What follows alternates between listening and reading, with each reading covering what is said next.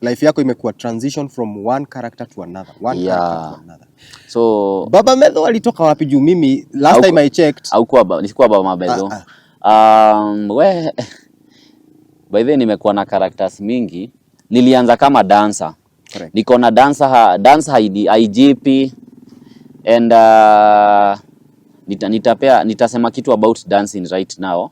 And if you're there and you are a dancer and you're watching this video, na hope itakusaidia your information. Ama should I say it kwanza?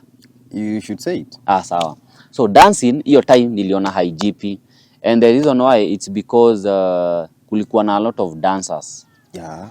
Na mkiwa wengi kwa market, kwa mambo ya entertainment na mnafanya kitu the same, competition inakuwa very stiff. Yeah. Na opportunities za kupata kampuni zinakuwa very less.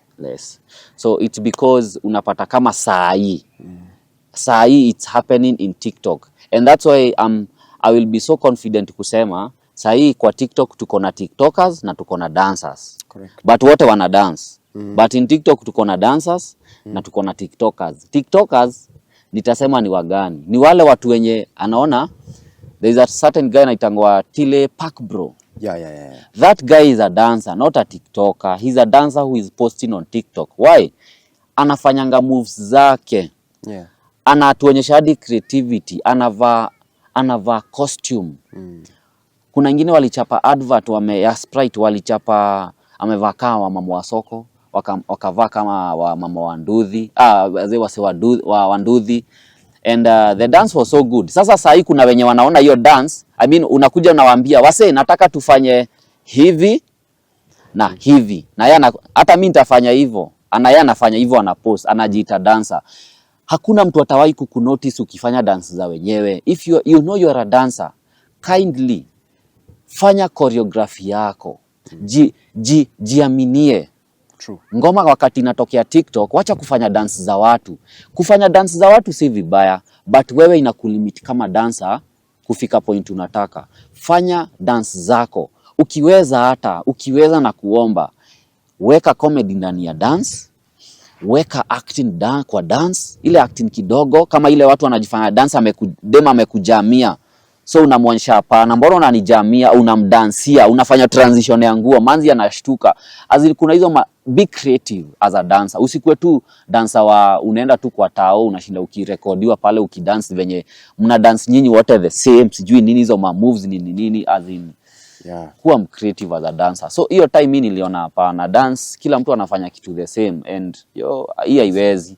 So nikaanza comedy, and comedy nilianza, sisemi hiyo time niliona niko smart sana. Nilianza kulip sync comedy za watu. Like mtu amefanya comedy akiongea and me I would lip sync hiyo sauti and naifanya venye iko. Unadhani ni mimi nimeifanya. And nikaona wow. So, let me tell you something that stood out for me.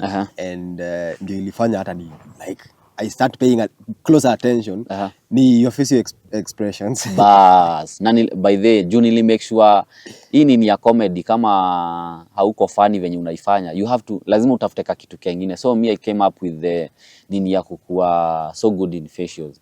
But the funny part pia kwa life na kuanga na hizo facials. So si ati ni vitu nilifikiria sana, zilikuja tu juu mtu akikwambia kitu uko ile unampea hiyo facial, like unaiweka pia kwa comedy. Be real. Yeah. So pia nikachapa hiyo.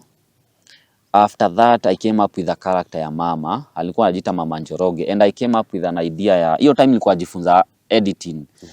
Nikakuja nikaona video ya Dogi. I remember those videos. And nikaona Dogi venye inafanya, and I was like, how about, unajua mama yangu anakukeleshanga in real life, unampea facials zenye naona kadogi kakimpea. And I was like, you know what, I'm going to wear like a mom, and nitafanya transition ya kuedit inakaa kama naongelesha dogi. Hiyo ili come up ni mimi tu mwenyewe kila kitu. Nikafanya video ya kwanza, and I was so scared kwa sababu mwanaume anafanya karakta ya mama, watu watasema watu wa shule yetu hata wa campus hatusikizanangi, sasa wataanza kusema nini wa class, juu hata siwajui, but I know they watch me. Wengine like hapana hii kwani watadu. Nikapost na nikatoka online. So the next day in the morning I'm waking up to 150k views. I'm like what? Ndio hii sasa. Nikaachana na hii character ya mzee kwanza. Nikaanza kufanya character za hiyo character ya mama. I did like over 70 episodes. And ikafika point nikaanza kujiuliza sasa nimechapa hizi videos napata hadi ma millions. I mean in a one video ningepata hata 1.2 million. Yeah. But sasa at the end of the day nikaanza kufigure out there is no way mimi naenda huku nje watu wananisalimia na sina pesa and they think I have money na sina na hii character ini paid. I have to do something. Nikaendanga home. Kwenda home, you know what I saw? Niliona suti ya my uncle. Turudi pale kwa my uncle mwenye alikuwa ananisaidia kunisomesha. Yeah. Si alikuwa afanya mambo ya finance. Na alikuwa amesha retire hata. So suti hata aliachana nazo ziko kwa box. Nikaambia mtoto wa sister yangu, you know what, nataka unishoot nikiwa nimevaa hii suti. I don't care what people are going to say. And you know what came in my mind? Ilikuja tu hivyo like ni nini watu wanafanyanga na suti kubwa? Songs za kina Kamaro, wakina Kamande Wakioi, Jupiter Wakegia, those musicians wa kitambo. Nikamwambia tuchape kwanza ngoma ya Sweetie para para para. Nikamwambia nitajua venye nita edit. Watu ufanyaje edit inakaa anakimbia anapiga slow mo. Nika Google how to edit nini with a CapCut. God alikuwa amenisaidia, nilikuwa na kasimu kazuri, kalikuwa na CapCut. Nika edit, nika post. The next day I'm waking to so many views. Na hiyo video I think saa hii imefika mita. Ili trend, ika trend. Kila mtu was like, now this, for the first time nikaona hiyo comment, now this is content. Na that's how nili my content and that's it. Nikafanya hivyo.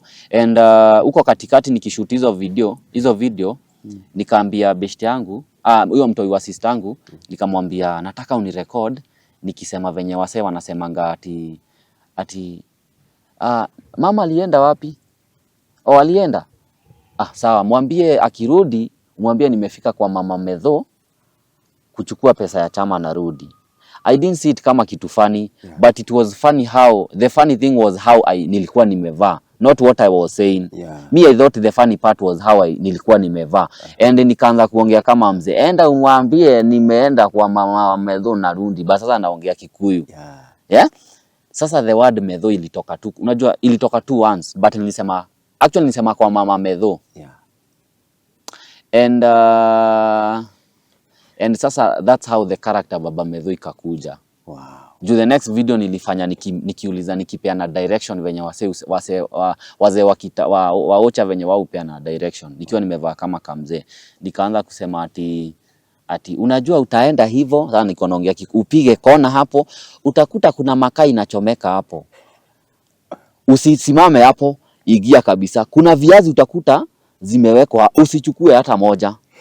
Endelea kabisa. Unajua hiyo ni ya direct venye wao upeana direction. So like me the whole time the funny thing nafikiria niko kwa hiyo kitu ni how nimevaa, not venye naongea.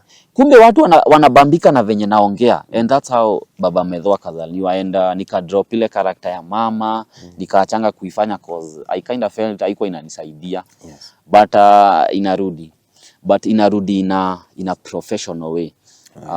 Sitaambia watu aje, but na feel ni character inaweza grow tukifanya in a professional way. Now, you've started doing now characters on TikTok and all that. Can you tell me about your first brand endorsement and how you felt about it? Hey, nakumbuka nilifanya kazi na watu walikuwa wanaitwa To Base. Walinilipa 80,000. Mimi sijaishika more than 20,000 ya kufanya. I mean not 20, I mean 10,000. Juu I think nimelipwa 8,000 hivi, but ile kubwa nililipwa was 80,000. Waliniambia we have a coin. Si unasikia mimi nafanya mambo ya procurement, so I'm a bit enlightened mambo ya hizi mambo za biashara za kununua coins. Sijui there is forex, there is kuna mambo ya bitcoin, so nilikuwa nazijua hata kama not in detail. Wakaniambia they have a coin wanaiita To Base. And hii coin wanataka ni market, nionyeshe watu venye mtu anaweza recharge pesa and how you're supposed to invest your money, what are the profits that you're going to get ukifanya investment yako pale. Mimi nikawaambia sawa, mnataka kunilipa ngapi? Wakaniambia what's your rate card?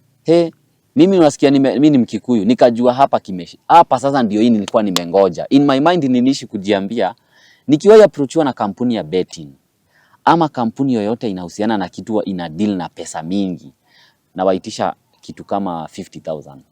Sasa kwa hesabu yako ilikuwa 50 ni mingi sana. Nikasema I'm going to risk it. Nimekwambia mimi am a risk taker. Nikawaambia mimi mtanilipa 50,000. Wakaniambia hapana, we can only pay you 40,000. Nikawaambia it's okay. Wakaniambia wanataka niwafanyie live moja na video moja ya nini? Ya nikielezea watu. Yeah. Kumbe I didn't know there is a risk ya kupost vitu kama hizo. Account yako inaweza baniwa. Yeah. Ukipost vitu kama hizo. But unfortunately ama luckily siku baniwa. Yeah. So nikalipwa 80,000 for the first time. Yeah, I was so happy. That was the first nishaipata endorsement kubwa. Not nishaipata but nilipata hiyo time. Yeah. Ama ulikuwa umeuliza nishaipata? So nilikuwa nimeuliza your very first endorsement. So your very first endorsement ilikupea 80,000. Hiyo ilikuwa 80,000. How has it been working with the companies in the content creation space? Manze, imekuwa fiti and you learn a lot when you work with these companies. Zingine zinataka tu kunyang'anya pesa. Na wengine wanataka kutekia advantage.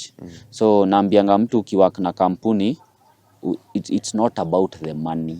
Yeah. It's always about what you do. Sasa hata ukiapproach na kampuni, wacha kuwalipisha 10,000 ati jueni 10,000 unataka. Yeah. Itisha pesa yenye unajua utawork nayo na utawafanyia kazi poa. Fanya, I think nimeanza kuona nini ya marketing hivi. Yeah. You learn a lot when you work with many companies kwa sababu, and especially big companies, because una learn how to market. And kampuni siku hizi hata wakikupea job wanakuulizanga, can we see different videos zenye umework na kampuni and how you did them. So wanataka kuona how you do your work na watajua this is worth it, this is not worth it. Yeah. So nimelearn vitu kama hizo kuwork na kampuni. And I always say it's not about the money. Yeah. Pesa itakuja. Now what is the risk of now, kwa sababu we have seen so many content creators kwa sababu pesa imeanza kuingia, they become lazy, hawafanyi kazi not unless kuna time yenye hiyo content iko sponsored. Sijui kama umepatana na such kind of people, like mlianza na mtu vizuri, yeye akaanza kupata endorsements kwa sababu ya the numbers that they have, to a point that akakuwa lazy, hawezi fanya video kama haiko sponsored. Okay. I don't know whether hiyo kitu, how do you take art, for example, despite the fact that inakulipa? I think naweza sema nimekuja kunote kuna vitu tatu unafaa kuwa nazo kwa content, ama when you're doing hii kazi tunafanya, ni quality, ukuwe na quality, content na consistency. Yeah. So there is no way unataka kuomoka kwa media na huna content. Yes. So you have to be, usikue mtu ati umelipwa sasa umefanya acting, umefanya tu skits kadhaa, umeshapata kampuni, unatulia, kitakuramba. Kitakuramba. I think watu wanafaa tu wajitume. Fanya content without, na nimesema it's not about the money. Hawezi, nitasema aje, ni nini tunafanyanga lakini watu wanafocus na kitu yenye. Why would you focus with the obvious thing? Nitasema aje, they're not seeing the bigger picture. Hawezi kuwa unafanya content juu ya pesa, azin ukifikiria pesa na ndio unataka. Oh yeah. Sasa hii sifai kuwa na focus na pesa.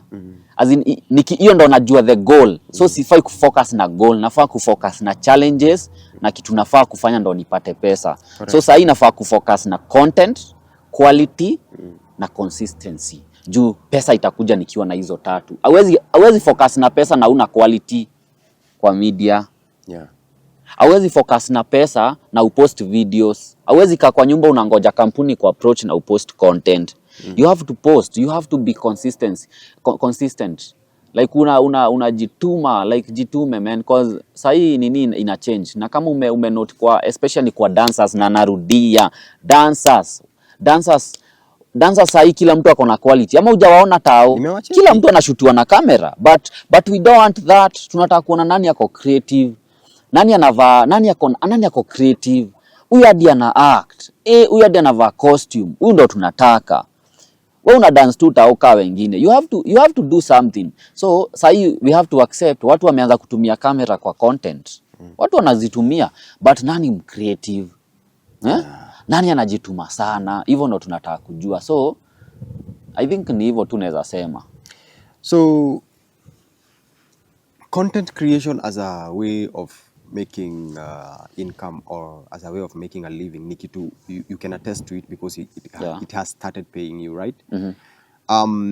Then kidogo tunakuona kwa series. Yeah. Tukakuona kwa series fulani inaitwa Forolini Okolile. Yeah. How did you run that role? Hiyo naweza sema wacha tu before that nilikuwa kwa kipindi fulani inaitwa ya Inoro, inaitwa Odino wa Wedo. I went to that kipindi nakumbuka that was after doing nilifanya nini clips 2 za Baba Methu nikiongea, and I got a call from a certain lady akiniambia we've seen a certain video umefanya ukiongea kama kamzee, would you mind coming to our nini ya Inoro and we give you a certain character. Nikamwambia why not? So mimi niko na hapana, nisha make it. But let me say pia kuna challenges pale. Na kulikuwa na challenges manze za malipo, but inakuanga. So mimi nikaona nikaifiki bei. You know, kanini tu kidogo. But ilinipea ile nini ya mnaitaga ya exposure ya TV and production set. Mama yangu alikuwa anaambia watu wa kijiji, leo mjiangalilie my son. And by the whole time watu wanaweza taka kujua after nimemaliza shule kama my mom alijam. My mom by the amekuwa a big supporter. Na as I said, my mom hajaitukataza kufanya anything. Yeye huwa anakuambianga kama ni kitu inakufurahisha fanya. So turudi pale kwa Forolini Okolile. So I have a friend of mine anaitwa Jekahio. He's a good friend of mine. Alini approach na akaniambia kuna kipindi anaweza taka tufanye, and I think pia mimi ni kipindi nimekuwa nikisema naweza penda kukua kwa kipindi yenye na feel si ati ni imekuanga tinakuja na ingia, nataka kitu pia nisi tumeanza. Correct. So mimi nilishikumwambia wewe ukiwa ready wewe niambie, and time ikafika na tukachapa, na let me say so far so good. Na tunaendelea tukilearn vitu kadhaa zenye zinakuanga, kwa kuna challenges zenye zinakuanga na tunazi overcome. God anasaidia. So transition yako now from just kwa sababu umeenda ukigrow in levels, naona your life inaenda in levels vile tu nilikuwa nimekwambia, one level to another. From just a lip syncer, ulitoka dancer, now in the world of content creation, dancer, lip syncing, ukatoka lip syncing ukaenda kale ya kadogi, lip syncing now when acting. Sasa my acting now ya kadogi. Then you now introduced a person mwenye script ni wewe unajiandikia hizo lines, character ni wewe umecreate, na part of shooting, na also the final editing. Actually I used to like neza sema I'm not a professional director, but neza direct mtu weka hii angle. Kama unataka kushoot wekea hii angle. So nimejidirect ya like on my videos ile ya naambia mtoi wa sister yangu ajui kushoot nampatia simu namwambia nataka usitoe hii position, nataka hivyo zoom 1.3. Sasa hizo ndo alikuwa anajuanga juu iko hapo, nishajua akizoom mali nitasimama venye itatokea, so namwambia zoom 1.3 1.4 hivyo vitu kama hizo. So apart from now TikTok, social media as a whole imekuwa na impact gani for you as a person? Na which side do you really dominate? I think na dominate sana kwa TikTok. IG siko nini sana. Unajua we have to accept that TikTok haifanani na IG. Correct. There was this time nimeenda shoot ya picha nikalipa 2000, nikapost picha ikapata 2 likes na I gave up. I think IG tunaweza sema it's more of lifestyle. Iko na mambo mingi za lifestyle. Watu wanapeana pressure pale. Mimi si mtu wa IG sana, but tunarudi. I have a content that naomba God tu aisaidie, and to be specific, hiyo itakuanga tu ya IG. Yeah. Na IG. Wacha tuniseme IG, more of IG. Na ni ya my youths. Cause nimenote pale IG wazazi kidogo kizungumkuti, ni wale wazazi kidogo watu wa Kalen hivi, watu wameomoka wanajua mambo ya smartphone. Yeah. But nimeanza last year Facebook. Yeah. Sasa I think tumefika 15k. Na nilipost for only 2 months, nikaenda offline for 5 months. No, 6 months. Bado sijaanza kupost since last year. Unafaa kutandika. Unajua okay, Facebook monetization kumekuwa na kakitu kamekuwa happen last year. 2023 was a bit tough for me. Iliisha vibaya, but God anasaidia. Sasa hii manze inasema tu ni God. Sasa hii niko sawa. I'm good and I'm back to content. So tunarudi pale Facebook pia content inakuja, watu wakae tuned. Baba Methu anakuja in full force, and I'm coming up with vitu watu watakuwa na relate nazo. Sipendi kufanya vitu watu hawa relate. All right. Yeah.